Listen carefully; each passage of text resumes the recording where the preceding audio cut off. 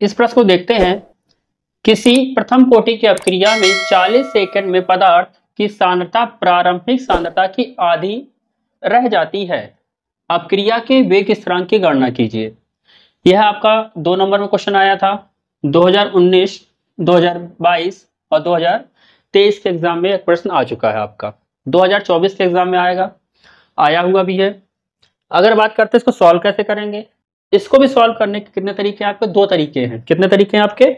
2 तरीके हैं। हम बात करते हैं पहले तरीके के, यानी टाइप 1 की बात करेंगे। टाइप 1 क्या है आपका? टाइप 1 आपका वही पुराना तरीका। माना ए हमारा क्या है, कोई अभिकारक है, उससे क्या बनेगा आपका? प्रोडक्ट बनेगा पी। ए की प्रारंभिक सांद्रता 100% रहती है। कितने परसेंट है आपकी? 100% है। एक्स यानी प्रोडक्ट के कितना परसेंट बना आपका? 0% बना। टाइम कितना लगा आपका? 0 टाइम लगा, 0 सेकंड टाइम लगा आपका।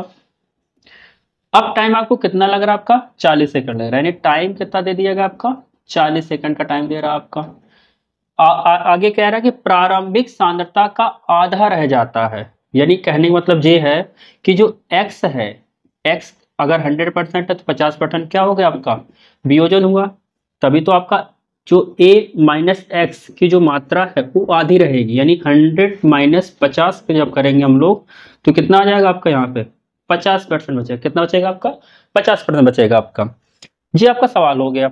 अच्छा पूछ रहा है कि वेग स्थिरांक की गणना कीजिए। अपक्रिया कैसी है आपकी? प्रथम कोटि की अपक्रिया है। कौन सी अपक्रिया है? प्रथम कोटि की अपक्रिया। तो क्या करेंगे? प्रथम कोटि अपक्रिया का वेग समीकरण क्या होता है आपका? k equal to 2.303 upon t log 10 base a upon a minus x जो होता है आपका। यहां से वैल्यू पुटअप करते हैं।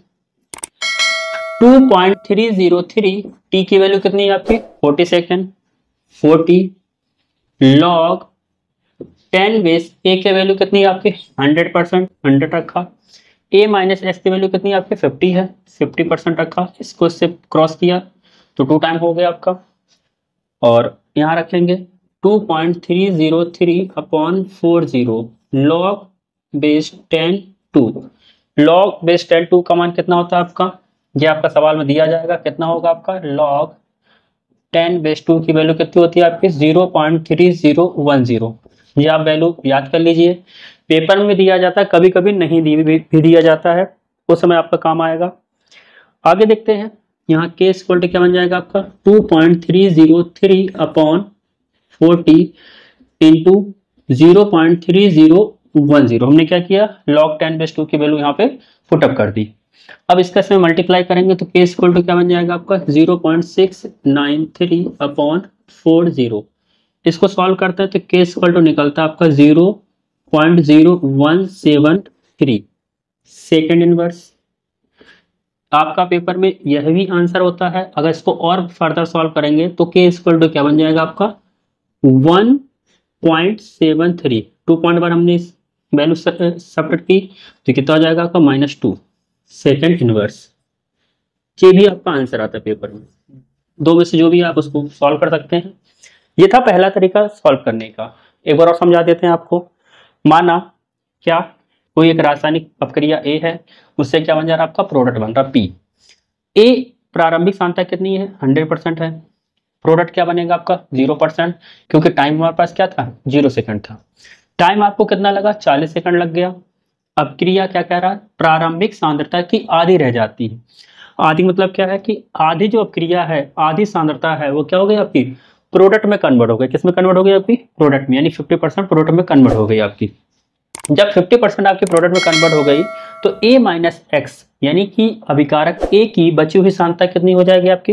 100 माइनस 50 करेंगे तो कितना आ जाएगा आपका? 50% आ जाएगा आपका।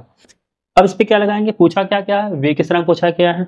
तो प्रथम कोटि अपक्रिया का वेग समीकरण इस पे क्या करेंगे? अप्लाई करेंगे। जो क्या होता है आपका? k equal to 2.303 upon t log 10 base a upon a minus x. ये आपका क्या होता है? अपक्रिया का वेग समीकरण होता है प्रथम कोटि के लिए। तो अब हम क्या करेंगे, टी की वैल्यू कितनी आपको दी गई 40, हमने यहाँ पे वैल्यू पुटअप की। ए की वैल्यू कितनी दी गई आपका 100%, इसको पुटअप किया हमने। और ए माइनस एक्स की वैल्यू कितनी दी गई 50%, इसको हमने पुटअप किया। 50 से 100 को सब्ट्रैक्ट किया, मैंने डिवाइड किया तो कितना आ गया आपका 2। log 10/2 की वैल्यू कितनी दी गई है आपको, log 10 की वैल्यू दी गई है 2 की 0.3010, हमने यहाँ पे उसकी वैल्यू को पुटअप किया। इन दोनों का मल्टीप्लाई किया तो हमारा कितना आया, 0.693 आ गया। अपॉन में क्या था 40 का हमने क्या किया, डिवाइडेशन किया। जब डिवाइडेशन किया तो हमारा क्या आ गया आपका 0.0173 सेकंड इनवर्स। आंसर आपका पेपर में ये भी रहता है। अगर आप एक स्टेप और आगे जाएंगे तो क्या हो जाएगा 1.73 इंटू 10⁻², इसको ऐसा भी लिखा जा सकता है। अब इस तरीके से पहला तरीका था जो सॉल्व करने का आपका। अगर हम बात करेंगे दूसरा तरीका क्या है, दूसरे तरीका में आपका जो प्रथम कोटि की अपक्रिया है और अर्ध आयु काल में जो संबंध है उसको अप्लाई कर सकते हैं, उसके थ्रू भी आप इस सवाल को सॉल्व कर सकते हैं। देखिए कैसे सॉल्व होता है वो आपका। टाइप 2 देखते हैं क्या है।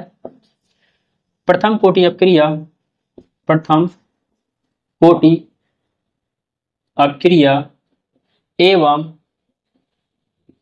अर्ध आयु काल में संबंध। क्या संबंध होता है आपका, संबंध ये होता है k = 0.693 अपॉन t1/2। प्रारंभिक सांद्रता आधी रह जाती है, यानी जो a की बची हुई सांद्रता है, यानी a/2 कितनी है आपका 50% दे रहा है यहाँ पर। और टाइम कितना दिया आपका, t1/2 की वैल्यू कितनी दी गई आपको 40 सेकंड दिया गया आपका। ठीक है, तो हम क्या वैल्यू पुटअप करेंगे, t1/2 का मान क्या आएगा 40 सेकंड, यहाँ वैल्यू पुटअप कर देंगे। तो k = क्या बनेगा 0.693 अपॉन 40। इसको सॉल्व करेंगे तो आपका आएगा 0.0173 सेकंड इनवर्स। इसको और क्या ले सकते हैं 1.73 10⁻² सेकंड इनवर्स।